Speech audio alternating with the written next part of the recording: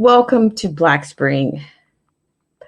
You saw the thumbnail, election results 2020. Now, November 3rd, 2020 may be the most highly anticipated date this year.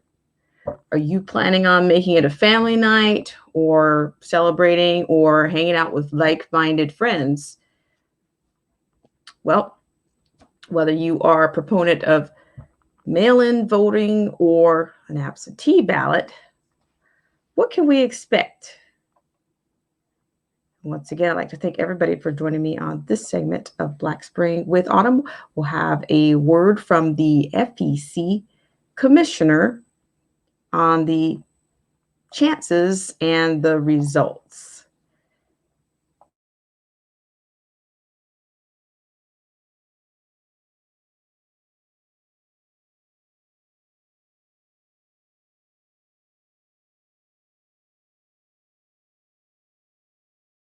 And the intelligence community has been warning us about this for years.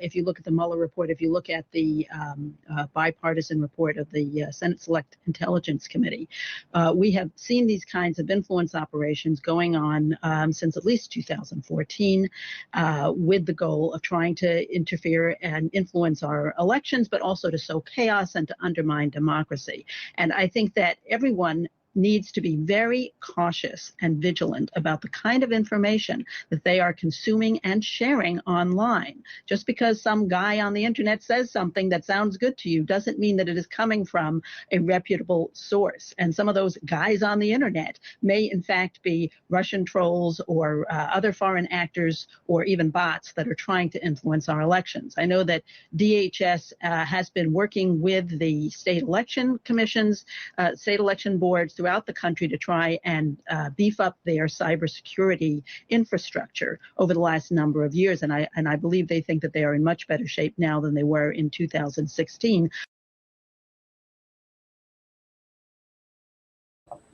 Once again, I'd like to thank everybody for joining me on this segment of Black Spring with Autumn. So there you have the issue of the foreign interference threat to the election process. But there happens to be a couple of other concerns, or at least one other concern. Thank you so much for joining me on this segment of Black Spring with Autumn.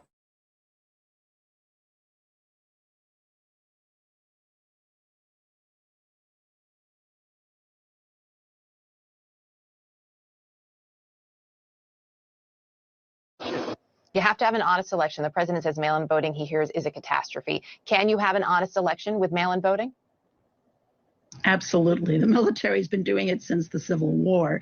There are many states that have robust mail-in voting systems already in place. In 2016, about a quarter of the votes came in through mail-in or absentee votes.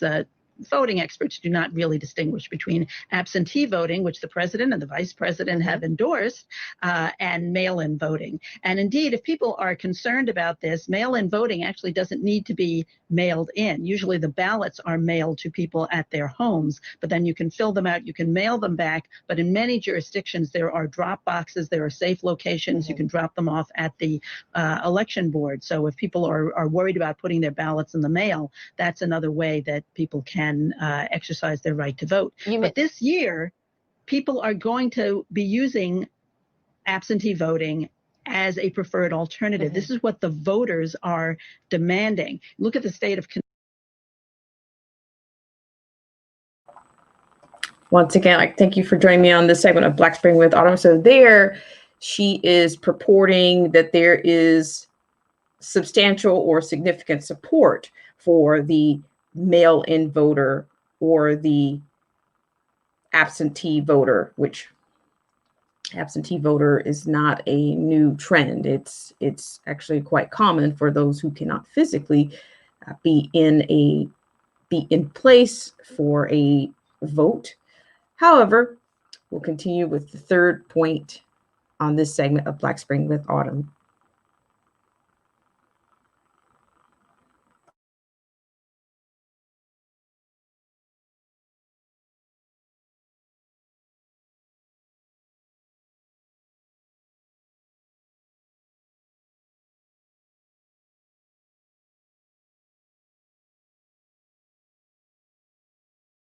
going to need to take a deep breath and be patient this year, because there's a substantial chance we are not going to know on election night what the results are, possibly for the presidency, but maybe for many other races that are important to people. And that's okay. If it takes a little bit longer to count all the votes accurately, that's what we need to do in order to ensure that everyone's vote counts. Once again, I'd like to thank everybody for joining me on this segment of Black Spring with Autumn. So I have just a bit of a summation for you, but before that, we'll have just a few comments from our vetted source, the TNA. And I'd love to take you to that clip. Thank you so much for joining me on this segment of Black Spring with Autumn. So what we have from the TNA, it's going to come from an actual article. And we'll have a word just from our sponsor. Thank you for joining me on this segment. This segment of our show is brought to you by our good friends at the John Birch Society. Less government, more responsibility, and with God's help, a better world. The JBS is a constitutional and educational organization that's been around for over 60 years, dedicated to upholding and defending the Constitution and working to preserve our freedoms and liberties in this country. The JBS does not endorse any political party or candidates. Rather, it focuses on the education, training, and development of the American voters.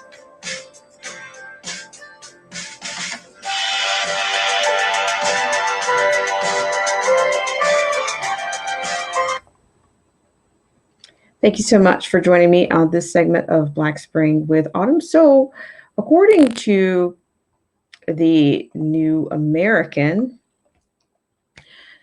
reported that 84,208 of the 403,103 of the mail-in ballots in New York City's primary were disqualified due to defects like missing postmarks and signatures. This amounted to more than 20% of the votes in the city not being counted.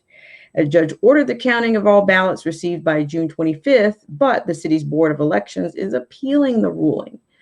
City lawyers previously acknowledged in federal court that they were still mailing absentee ballots on the day before the June primary, making it unlikely they would reach voters in time.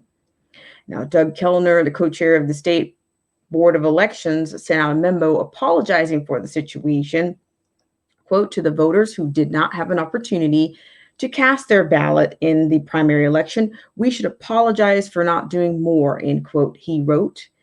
Quote, elected officials and others warned that we were not deploying sufficient resources to mail out absentee ballots in a timely manner. And in hindsight, we could have done more to address the problem.